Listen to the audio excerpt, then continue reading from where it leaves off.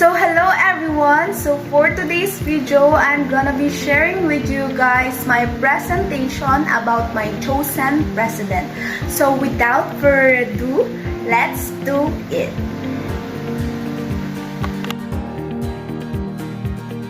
So before we start, let me show you my screen. So let's start with his background. So President Rodrigo Duterte was born on March 28, 1945 in Maasin, Southern Leyte. His mother is Soledad Roa and his father is Vicente Duterte. So his parents are both civil servants. His mother was a public school teacher while his father was a government worker.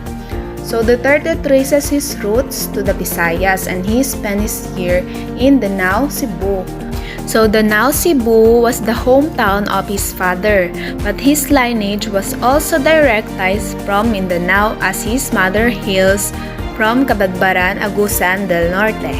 So while his parental grandmother was ay Maranao. So Duterte graduated in 1968 with a Bachelor of Arts degree in Political Science at the Lyceum of the Philippines University and obtained a law degree from San Beda College of Law in 1972. He also passed the bar exam at the same year. He also served as a special counsel and later on became a city prosecutor at the City Prosecutor's Office in Davao City from 1977 until 1986, when he was appointed as OIC Vice Mayor of Davao City. He ran and successfully won the mayoralty post in 1988. Since then, Duterte was not lost an election. He is among the longest-serving mayors in the Philippines and has been mayor of Davao City for 7 terms, totaling more than 22 years. He also served as a vice mayor and as a congressman of the 1st City's Congressional District. On May 9, 2016, Duterte won a landslide victory as the 16th President of the Philippines with 16.6 million votes, the highest number of votes won by any Philippine president before him, with a margin of 6.6 billion votes from the second placer.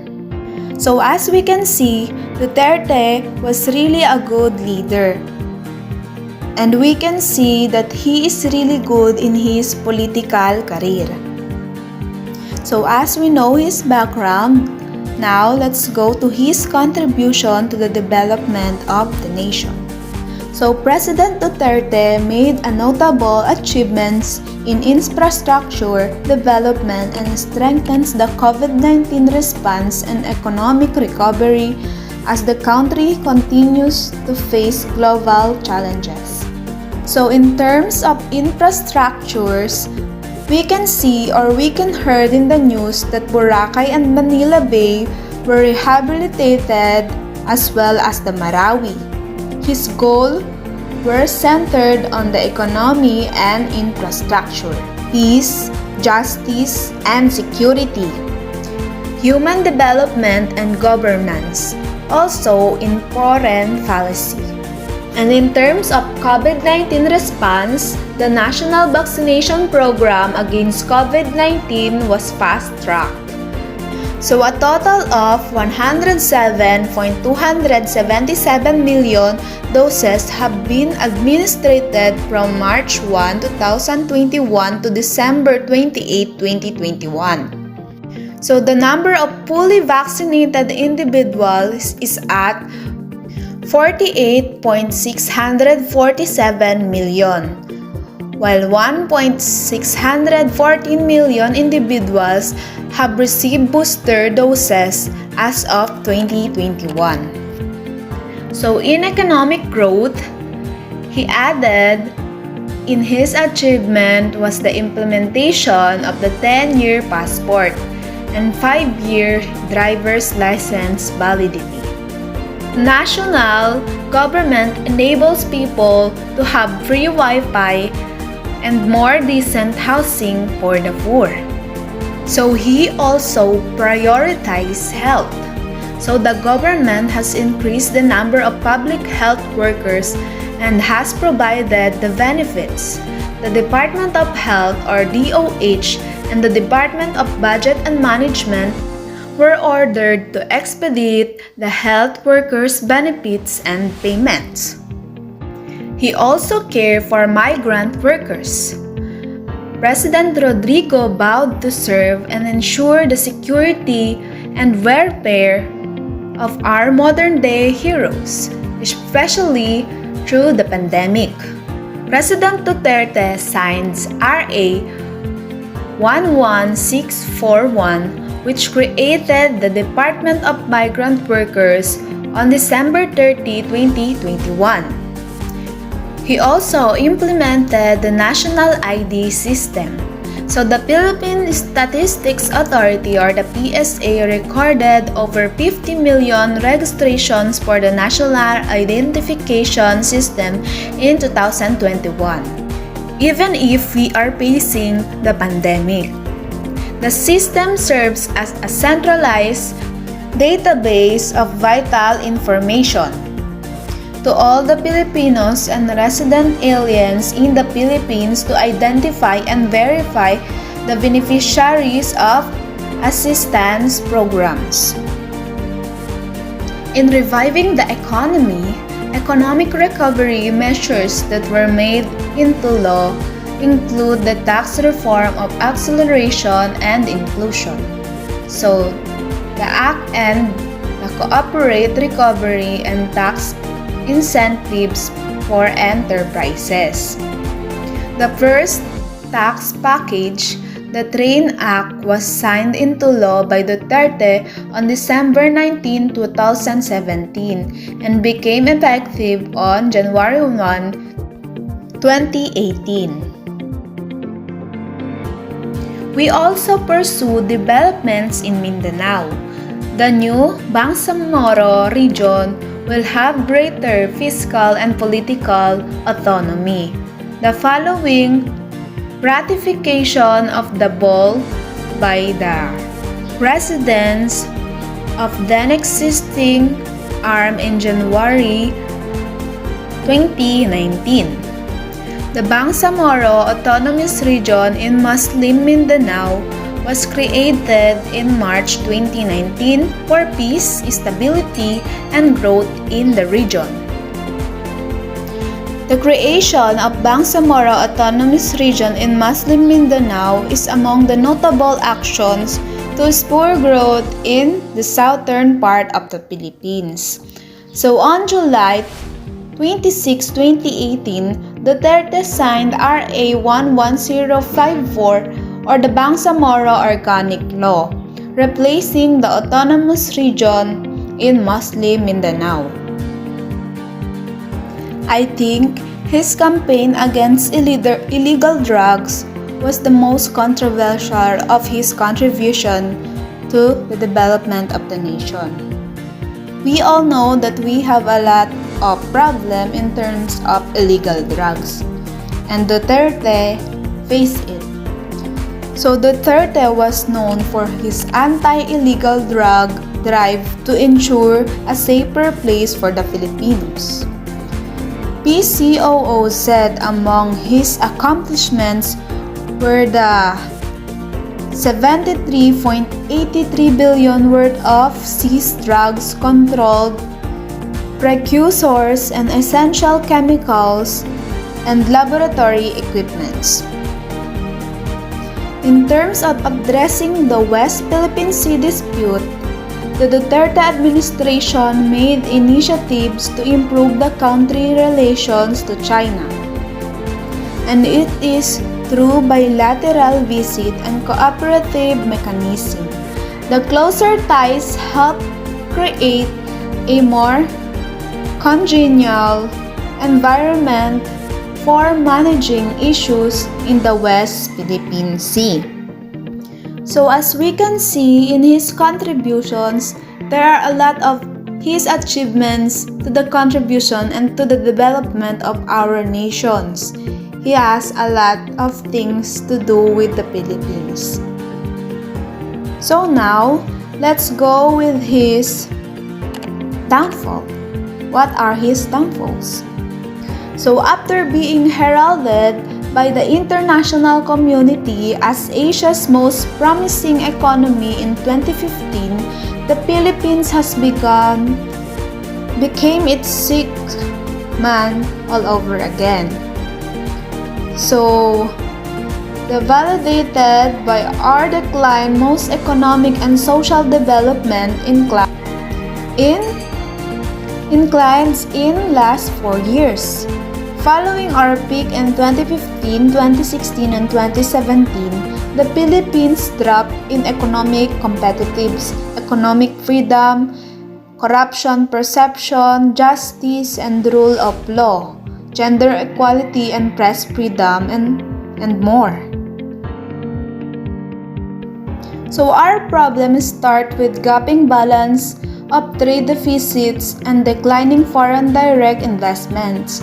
Our balance of trade, or the difference between exported goods and imported goods, was at only negative $15.92 billion deficits in 2015. So the deficit has grown to a whopping $50.2 billion in 2018, tapering slightly to $41.98 billion in 2019 and $21.84 in 2020.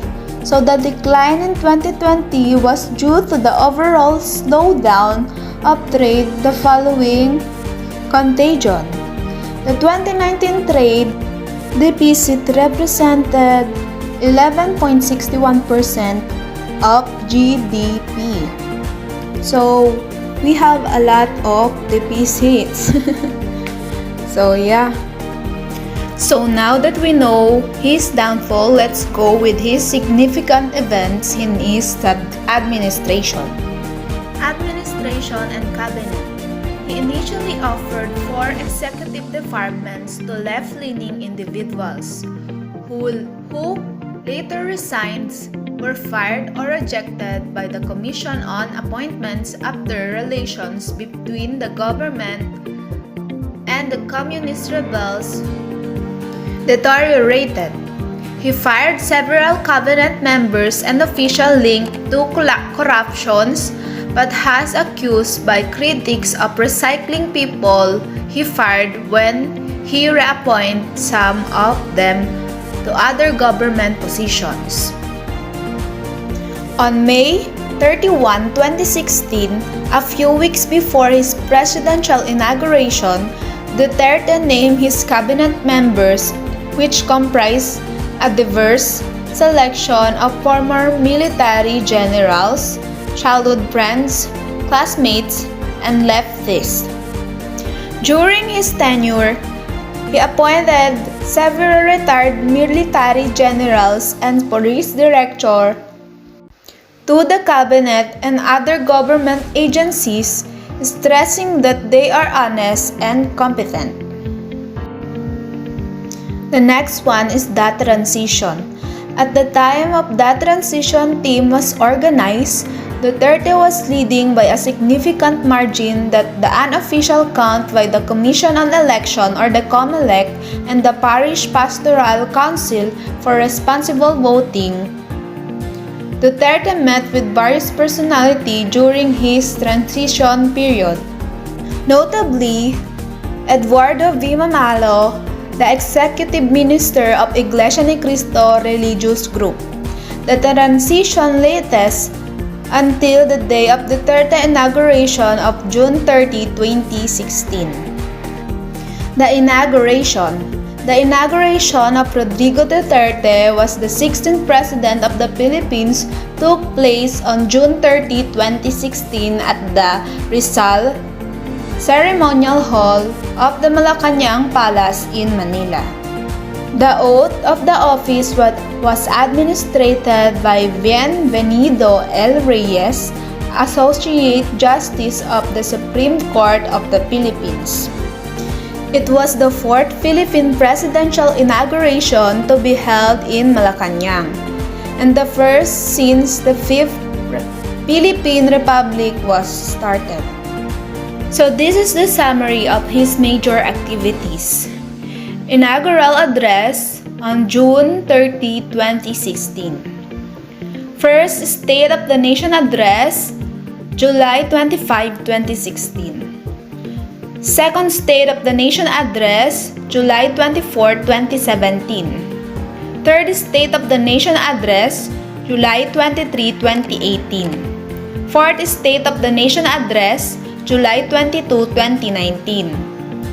Fifth State of the Nation address, July 27, 2020, and sixth State of the Nation address, July 26, 2021.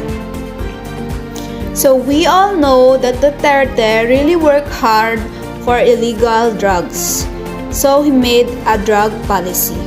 The Philippine Drug War is the anti-drug policy and action of the Philippine government under President Rodrigo Duterte, who assumed office on June 30, 2016.